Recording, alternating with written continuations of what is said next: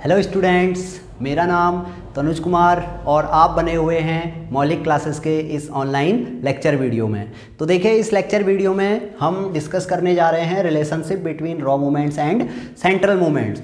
Raw movements क्या होते हैं, सेंट्रल मूवमेंट्स क्या होते हैं और इनको हम कैसे अपने डेटा में एक्सप्लेन कर सकते हैं, इसको आप देखिए हमारे लेक्चर वीडियो में देख सकते हैं। उस लेक्चर वीडियो का लिंक हमने नीचे डिस्क्रिप्शन पार्ट में दिया हुआ है, तो वहाँ से आप उसको एक्सेस कर सकते हैं। तो आज की क्लास में हम रिलेशनशिप डेवलप करने वाले हैं रॉ मूवमेंट्स और सेंट्रल मूवमेंट्स में। तो देखिए, रॉ मूवमेंट्स को जब हमने डिफाइन किया था तो मैंने कहा था भाई, जो रॉ मूवमेंट अबाउट ओरिजिन है, रॉ मूवमेंट अबाउट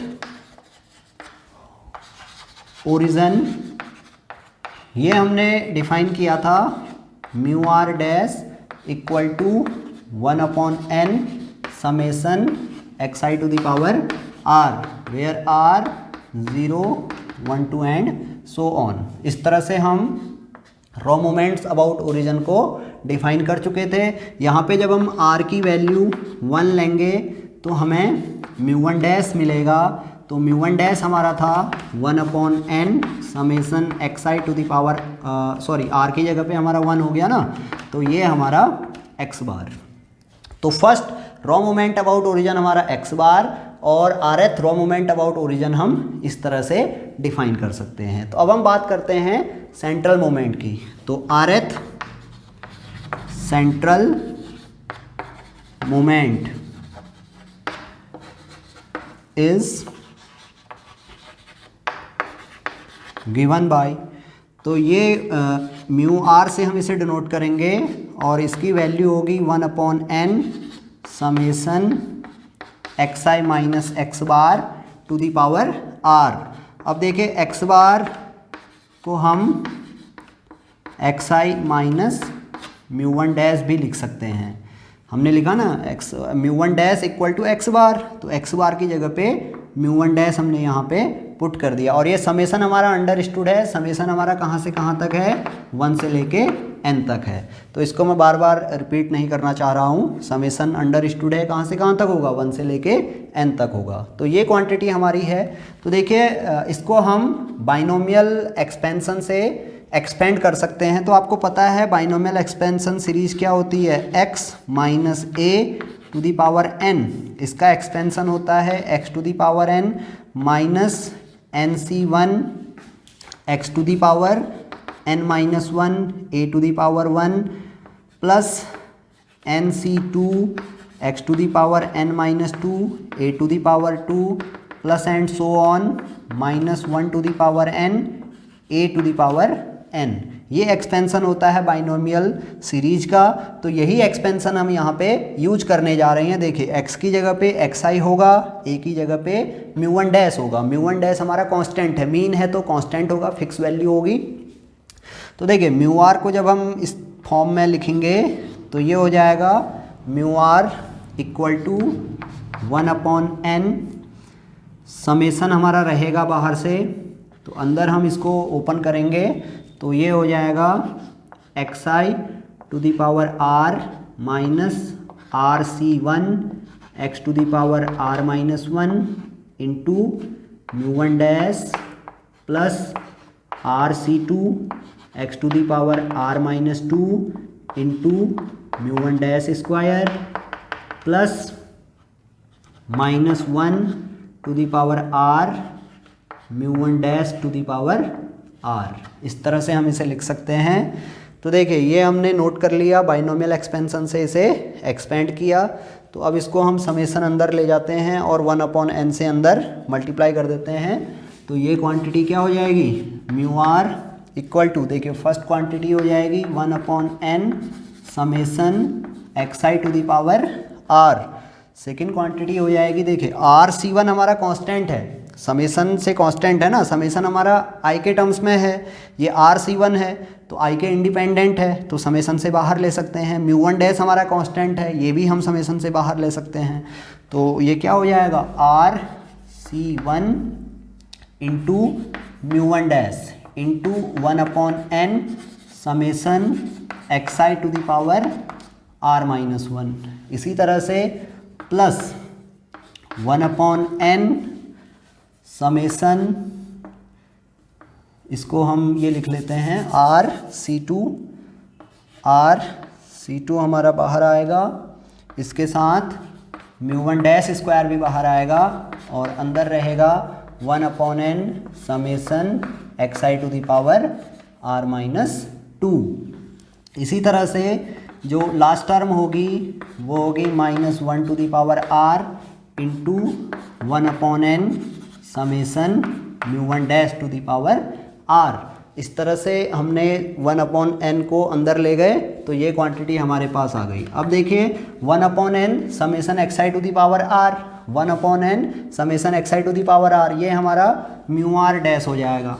तो ये क्वांटिटी हमारी μr' हो गई। इसी तरह से ये हो गया RC1 μ1' इंटू, अब देखिए ये क्वांटिटी इस क्वांटिटी के सिमिलर है, डिफरेंस क्या है, r की जगह पे r-1 है, xi की पावर यहाँ पे r है, यहाँ पे xi की पावर r-1 है। तो इस क्वांटिटी को मैं लिख सकता हूँ μr-1' ये मैंने लिख लिया μr-1' प्लस RC2 μ1' μr-2', इस तरह से इसको लिख लिया, r की जगह पे r-2 है तो ये μr-2' हो जाएगा। इसी तरह से जो नेक्स्ट टर्म आएगी वो नेगेटिव आएगी, वो होगी RC3 μ1' μr-3'।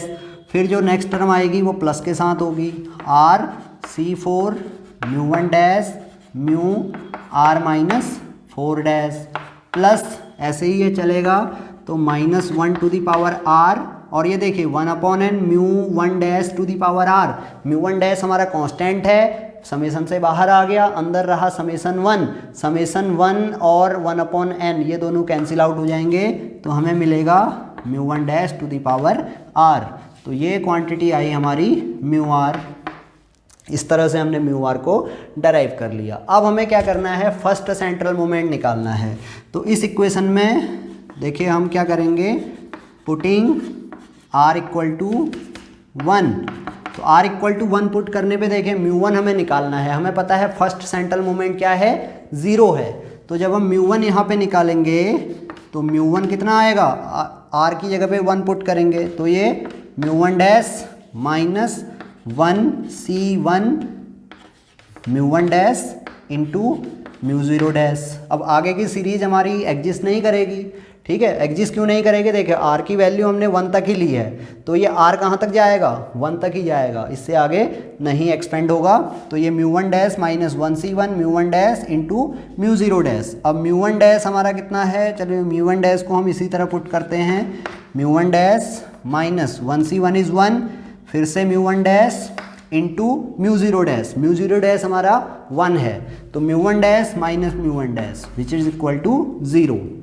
तो ये वेरीफाई हो गया। देखिए फर्स्ट सेंट्रल मोमेंट हमारा 0 होता है और यहाँ पे जब हम फर्स्ट सेंट्रल मोमेंट निकाल रहे हैं इस रिलेशन से तो ये 0 आ गया। इसी तरह से r = 2 पुट करेंगे तो हमें μ2 मिलेगा। तो μ2 कितना हो जाएगा, r की जगह पे 2 पुट करेंगे तो ये μ2 -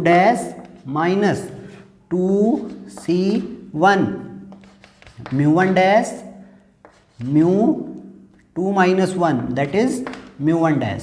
फिर 2c2 हम निकालेंगे तो ये प्लस 2c2 μ1 ये स्क्वायर टर्म होगी। देखिए μ1 square RC2 μ1 square RC2 μ1 square, ये एक मिस्टेक हमसे हो गई है, μ1 स्क्वायर यहाँ पे होगा। इसी तरह से जब हम यहाँ पे पुट करेंगे तो ये μ1 स्क्वायर आएगा। तो μ1 स्क्वायर इंटू μ2 - 2। अब आगे की क्वांटिटी हमारी यहाँ पे एग्जिस्ट नहीं करेगी तो जब हम इसको सॉल्व करेंगे तो ये क्वांटिटी आएगी μ2 - 2c1। 2c1 हमारा 2 हुआ तो ये 2 μ1 स्क्वायर प्लस 2c2 हमारा 1 μ1 square μ2 - 2 that is μ0 is again 1। तो ये क्वांटिटी हो गई μ2 - 2 μ1 स्क्वायर प्लस μ1 स्क्वायर। तो इसको हम सॉल्व करेंगे तो ये आ जाएगा mu two dash minus mu one dash square. तो म्यू टू हमारा कैलकुलेट होके आया, वो आया mu two dash minus mu one dash square. तो म्यू टू यानी वेरिएंस, म्यू टू हमारा कितना आया, mu two dash minus mu one dash square. तो इसी तरह से हम आर की वैल्यू 3 पुट करेंगे इस रिलेशन में हमने आर की वैल्यू 3 पुट करनी है, तो हमें म्यू 3 मिलेगा। तो म्यू 3 कितना हो जाएगा, mu 3 dash minus 3c1 mu one dash mu 3 minus 1 that is 2 dash plus 3c2 mu one dash square mu 3 minus 2 that is mu one dash minus 3c3 mu one dash, ये mu one dash यहाँ पे cube होगा, ये to the power 4 होगा। तो mu one dash cube into mu 0 dash 3 minus 3 that is 0। अब इससे आगे हमारा ये एग्जिस्ट नहीं करेगा, तो अब इसे हम सिंप्लीफाई कर लेते हैं। तो इसे जब सिंप्लीफाई करेंगे तो म्यू 3 डैश माइनस 3c1 हमारा होगा 3 factorial upon 1 factorial into 2 factorial. तो 3c1 हमारा कितना हो जाएगा, 3 into 2 that is 6 divided by 2। तो ये हमारा 3 होगा, 3c1 हमारा 3 है, तो ये क्वांटिटी आई हमारी mu one dash into mu two dash plus 3c2 हमारा हुआ 3 फैक्टोरियल अपॉन 2 फैक्टोरियल 1 फैक्टोरियल। तो ये फिर से हमारा 3 आएगा, तो 3 mu one dash square into mu one dash, तो ये 3 म्यू वन डैश क्यूब हो गया, और ये माइनस 3c3 हमारा 1 हुआ, और ये म्यू वन डैश क्यूब हुआ, म्यू 0 डैश फिर से हमारा 1 है, तो ये 1 होगा। तो ये क्वांटिटी हमारी कितनी आ गई, इसको हम इस तरह से ऑर्डर में लिख लेते हैं, mu 3 dash minus 3 mu 2 dash into mu 1 dash. अब देखिए plus 3 mu 1 dash cube minus mu 1 dash cube, तो ये प्लस 2 म्यू 1 डैश क्यूब। तो ये आ गया म्यू 3। तो म्यू 3 की वैल्यू आ गई mu 3 dash minus 3 mu 2 dash into mu 1 dash plus 2 mu 1 dash cube. तो ये हो गया थर्ड सेंट्रल मोमेंट। इसी तरह से हम क्या कर सकते हैं, अपना फोर्थ सेंट्रल मोमेंट डराइव कर सकते हैं। तो फोर्थ सेंट्रल मोमेंट को डराइव करने के लिए हमें क्या करना होगा, r इक्वल टू 4 पुट करना होगा। तो इसी को हम यहीं पे सॉल्व कर लेते हैं। तो r इक्वल टू जब हम 4 पुट करेंगे तो यहाँ पे हमने क्या करना है, r इक्वल टू 4 पुट करना है। तो ये mu 4 dash minus 4c1 mu 1 dash mu r minus 1 that is 3 mu 3 dash plus 4c2 mu 1 dash square into mu 2 dash 4 minus 2 that is 2 minus 4c3 mu 1 dash cube mu 4 minus 1 that is 4 minus 3 that is 1 dash plus 4c4 mu 1 dash to the power 4 into mu 0 dash. अब plus आगे हमारी value exist नहीं करेगी, तो इनको हम solve करेंगे, simplify करेंगे। तो ये क्वांटिटी आएगी म्यू 4 डैश माइनस, देखिए ध्यान दीजिएगा 4c1 हमने कैलकुलेट करना है। तो 4c1 की वैल्यू हम जैसे यहाँ पे निकाल लेते हैं, 4c1 है हमारा 4 factorial upon 1 factorial into 4 minus 1 that is 3 factorial. तो ये 4 into 3 factorial upon 3 factorial, 3 factorial से 3 फैक्टोरियल कैंसिल आउट हुआ, तो ये 4 आ गया। तो कैसे मैं लिख रहा हूँ यहाँ पे ये समझिए आप, 4c1 की वैल्यू मैंने 4 पुट की mu 1 dash mu 3 dash plus, अब 4c2 मैं निकालूंगा। तो 4c2 देखिए 4 factorial into 3 factorial upon 2 factorial into 2 factorial.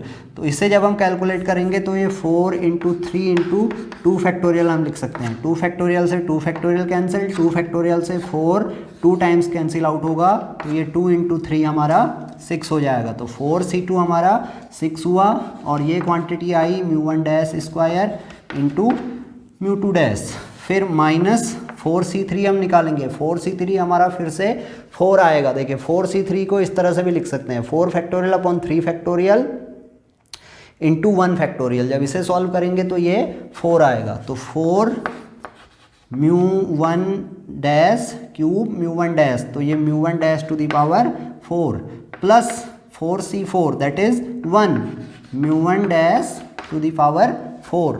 तो इसे हम सिंप्लीफाई कर लेते हैं और ऑर्डर में लिख लेते हैं μ4 dash minus 4 μ3 dash into μ1 dash plus 6 μ2 dash into μ1 dash square minus 3 μ1 dash to the power 4। तो ये आ गया हमारा फोर्थ सेंट्रल मोमेंट। कितना आया μ4 dash minus 4 μ3 dash μ1 dash plus 6 μ2 dash into μ1 dash square minus 3 μ1 dash to the power 4। तो इस तरह से हम अपने रॉ मोमेंट्स की हेल्प से सेंट्रल मोमेंट्स को डराइव कर सकते हैं। तो जब आप फॉर्मूला यहाँ पे याद रखोगे तो इस तरह से आप इसे याद रखोगे। देखिए μ2 इक्वल टू ये होगा आपका μ2 डैश माइनस μ1 डैश स्क्वायर। इसी तरह से μ3 आप निकालोगे तो μ3 अभी हमने निकाला था, कितना आया था μ3 dash minus 3 μ2 dash μ1 dash plus 2 μ1 dash cube, और μ4 हमारा हुआ μ4 equal to μ4 dash minus 4 μ3 dash μ1 dash plus 6 μ2 dash μ1 dash square minus 3 μ1 dash to the power 4। तो ये आप कैसे हमने डराइव किया है ये हमने सीखा, और ये फॉर्मूला आप याद रखोगे। अब ये याद तभी होगा जब हम इसे क्वेश्चंस में बार बार प्रैक्टिस करेंगे। तो अब जो नेक्स्ट लेक्चर वीडियो होगा उसमें एक प्रॉब्लम हम लेके चलेंगे, डेटा लेके चलेंगे, और उस डेटा के लिए हम μ2 μ3 और μ4 कैलकुलेट करेंगे। अब समझते हैं स्क्यूनेस, कोफिशिएंट ऑफ स्क्यूनेस क्या होता है और कोफिशिएंट ऑफ कर्टोसिस क्या होता है। तो स्क्यूनेस मीन्स, जब हम स्क्यूनेस को डिफाइन करते हैं तो skewness means lack of symmetry. Skewness को हमने डिफाइन किया, skewness is lack of symmetry, और इसका जो कोफिशिएंट होता है, coefficient of skewness, coefficient of skewness, इसे हम बीटा 1 से डिनोट करते हैं। तो ये होता है μ3 square upon μ2 cube, μ3 square upon μ2 cube. μ3 हमारा थर्ड सेंट्रल मोमेंट है और μ2 हमारा सेकंड सेंट्रल मोमेंट है। तो अब इसकी प्रॉपर्टी होगी, अगर आपका बीटा 1 0 है तो हम कहेंगे हमारा डिस्ट्रीब्यूशन क्या है, सिमेट्रिक है। तो इसे हम कह सकते हैं सिमेट्रिक डिस्ट्रीब्यूशन। इसी तरह से अगर बीटा 1 हमारा ग्रेटर देन 0 है तो हम कहेंगे डिस्ट्रीब्यूशन क्या है, पॉजिटिवली स्क्यूड डिस्ट्रीब्यूशन है। इसी तरह से अगर beta 1 less than equal to 0 है तो हम कहेंगे डिस्ट्रीब्यूशन क्या है, नेगेटिवली स्क्यूड डिस्ट्रीब्यूशन है। तो बीटा 1 की वैल्यू 0 पे डिस्ट्रीब्यूशन सिमेट्रिक होगा, बीटा 1 ग्रेटर देन 0 पे पॉजिटिवली स्क्यूड होगा, बीटा 1 लेस देन 0 पे नेगेटिवली स्क्यूड होगा। अब ये symmetric, positively skewed, negatively skewed graphically हम समझ लेते हैं। तो जैसे हमने ग्राफ बनाया, x की वैल्यूज़ को हमने x एक्सिस पे लिया और इनकी करस्पॉन्डिंग फ्रीक्वेंसीज को y एक्सिस पे लिया। अगर हमें इस तरह का ग्राफ मिलता है जिसे हम सेंटर से जब डिवाइड करें तो ये क्या हो, 2 इक्वल पार्ट्स में डिवाइड हो, तो हम कहेंगे ये फ्रीक्वेंसी डिस्ट्रीब्यूशन क्या है, सिमेट्रिक डिस्ट्रीब्यूशन है। तो सिमेट्रिक डिस्ट्रीब्यूशन के लिए बीटा 1 हमेशा 0 होगा। इसी तरह से पॉजिटिवली स्क्यूड डिस्ट्रीब्यूशन में इस तरह का डिस्ट्रीब्यूशन हमें मिलेगा जिसकी टेल क्या होगी, पॉजिटिव डायरेक्शन में शिफ्ट होगी।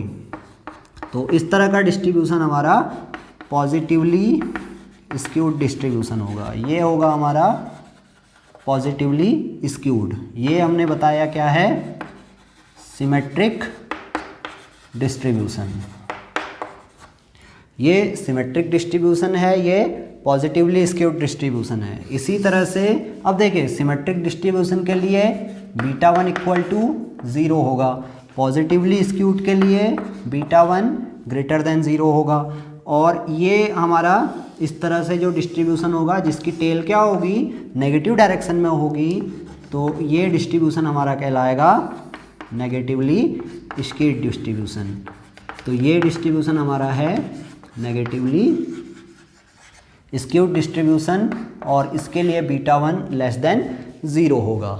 तो ये हुआ हमारा skewness. Skewness means lack of symmetry, यानी यहाँ पे हम कह रहे हैं भाई क्या है, स्क्यूनेस है। इसी तरह से इस कर्व में भी स्क्यूनेस है। इस कर्व में किस तरह की स्क्यूनेस है, पॉजिटिव स्क्यूनेस है। जो डेटा हमारा शिफ्ट हो रहा है वो कहाँ शिफ्ट हो रहा है, पॉजिटिव डायरेक्शन में शिफ्ट हो रहा है। इसी तरह से नेगेटिवली स्क्यूड में डेटा हमारा नेगेटिव डायरेक्शन में शिफ्ट हो रहा है। नेगेटिव डायरेक्शन में शिफ्ट होने का मतलब है जो इसकी सेंट्रल वैल्यूज़ होंगी, central values means mean, median और मोड, वो नेगेटिव एक्सेस में होगी।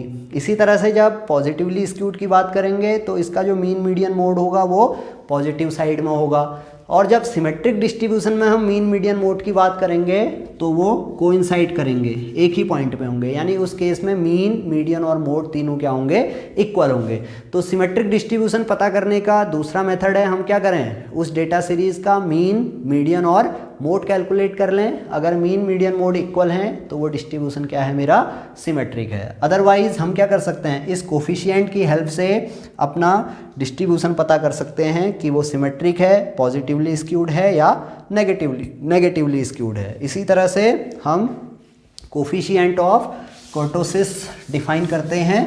तो कर्टोसिस क्या होता है, मैंने बताया था कर्टोसिस क्या है, पीकेडनेस ऑफ कर्व है, यानी कर्व की पीक कितनी इंटेंस है, कितनी फ्लैट है, वो हमें पता चलेगा। तो यहाँ पे जब हम डिफाइन कर रहे हैं कर्टोसिस तो मैंने लिखा it means peakedness in the distribution, यानी इस केस में हम सेंट्रल वैल्यू की पीकनेस चेक करेंगे। तो इसका जो कोफिशिएंट होता है उसे हम बीटा 2 से डिनोट करते हैं और बीटा 2 का फॉर्मूला होगा μ4 divided by μ2 square, μ4 divided by μ2 square.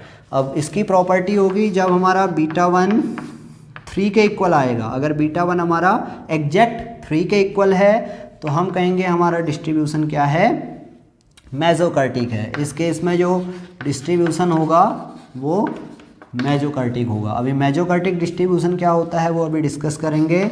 इसी तरह से बीटा 1 अगर ग्रेटर देन 3 है तो हम कहेंगे हमारा डिस्ट्रीब्यूशन क्या है, लेप्टोकर्टिक है। इस केस में डिस्ट्रीब्यूशन लेप्टोकर्टिक हो जाएगा। और इसी तरह से अगर बीटा 1 लेस देन 3 है तो हम कहेंगे ये डिस्ट्रीब्यूशन क्या है, प्लेटिकर्टिक है। तो देखिए समझते हैं इसको ग्राफ से कैसे कैलकुलेट करना है। Beta 2 equal to μ4 divided by μ2 square. Fourth central moment निकालना है, सेकंड सेंट्रल मोमेंट निकालना है, इन दोनों का रेशियो हमारा बीटा 2 है। अब अगर बीटा 2 की वैल्यू 3 के इक्वल है तो कर्व हमारा मेसोकर्टिक है, बीटा 2 की वैल्यू ग्रेटर देन 3 है तो हमारा कर्व लेप्टोकर्टिक होगा, जब बीटा 2 लेस देन 3 है तो हमारा कर्व प्लेटिकर्टिक होगा। अब मेसोकर्टिक क्या होता है, इस तरह से हमने कर्व बनाया।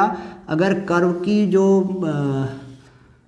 पीक है वो ना ही ज़्यादा इंटेंस है और ना ही ज़्यादा फ्लैट है तो हम कहेंगे हमारा कर्व क्या है, मेसोकर्टिक है। इस केस में कर्व क्या है, ना ही हमारा ज़्यादा फ्लैट है ना ही ज़्यादा इंटेंस है, तो ये कर्व हमारा मेसोकर्टिक या हम इसे कभी कभी नॉर्मल कर्व भी कहते हैं। तो इसके लिए कंडीशन क्या है, इसके लिए कंडीशन है बीटा 2 वो किसके इक्वल आना चाहिए, 3 के इक्वल आना चाहिए। इसी तरह से हमने ये कर्व बनाया। अब इसकी पीक बहुत इंटेंस हो गई इस तरह से। तो ये हमारा कहलाया लेप्टोकर्टिक, ये कर्व कहलाया लेप्टोकर्टिक, यानी बीटा 2 इस केस में क्या होगा, ग्रेटर देन 3 होगा। और इसी तरह से एक पीक हमारी इस तरह की है, ये फ्लैट हो गई है, तो ये कर्व हमारा कहलाएगा प्लेटिकर्टिक। इस केस में जो बीटा 2 होगा वो लेस देन 3 होगा। अब ये मेसोकर्टिक क्या होता है, लेप्टोकर्टिक क्या होता है, प्लेटिकर्टिक क्या होता है। देखिए मेसोकर्टिक में हमारी पीक ना ही ज़्यादा फ्लैट है ना ही ज़्यादा इंटेंस है, यानी जो वेरिएबिलिटी है वो इक्वली डिस्ट्रीब्यूटेड है। जो डेटा की वेरिएबिलिटी, जो डिस्पर्जन दिख रहा है हमें, वो इक्वली डिस्ट्रीब्यूटेड है। तो इस केस में डिस्ट्रीब्यूशन हमारा मेसोकर्टिक। अब लेप्टोकर्टिक में देखिए जो वेरिएबिलिटी है वो एक जगह पे फिक्स हो गई है ना, ये इस पीक के अबाउट फिक्स हो गई है, यानी इसमें बहुत कम वेरिएबिलिटी है, लेकिन वो वेरिएबिलिटी क्या है, बहुत ज़्यादा इंटेंस है। तो हम कहेंगे ये कर्व हमारा लेप्टोकर्टिक है। प्लेटिकर्टिक में वेरिएबिलिटी बहुत ज़्यादा है, डेटा पॉइंट्स में स्कैटर्डनेस बहुत ज़्यादा है। इस केस में जो एक्सट्रीम वैल्यूज़ होंगी, जो आउटलायर्स होंगे, वो बहुत ज़्यादा होंगे। तो ये कर्व हमारा प्लेटिकर्टिक हो गया। तो इस तरह से हम अपने डेटा सेट को चेक कर सकते हैं कि उसमें वेरिएबिलिटी किस तरह से आपका लाई कर रही है, वेरिएबिलिटी किस तरह से उसमें हो रही है। तो इस केस में ये नॉर्मल कर्व जब वेरिएबिलिटी इक्वली डिस्ट्रीब्यूटेड होगी, लेप्टोकर्टिक जब वेरिएबिलिटी एक पर्टिकुलर पॉइंट पे बहुत ज़्यादा होगी, इंटेंस होगी, और प्लेटिकर्टिक जहाँ पे वेरिएबिलिटी बहुत ज़्यादा होगी, यानी जहाँ पे आउटलायर्स बहुत ज़्यादा होंगे, वो कर्व हमारा प्लेटिकर्टिक कर्व होगा। तो इस मोमेंट्स के बेसिस पे हम रिलेटिव मेजर्स हमने डिस्कस किए, स्क्यूनेस एंड कोर्टोसिस। तो इस तरह से आप कैलकुलेट कर सकते हैं मोमेंट्स और coefficient of skewness and coefficient of kurtosis. अगर आपको ये वीडियो पसंद आया है तो प्लीज़ आप इसे हमारे चैनल को सब्सक्राइब करेंगे और इस वीडियो को लाइक करेंगे। Thank you very much.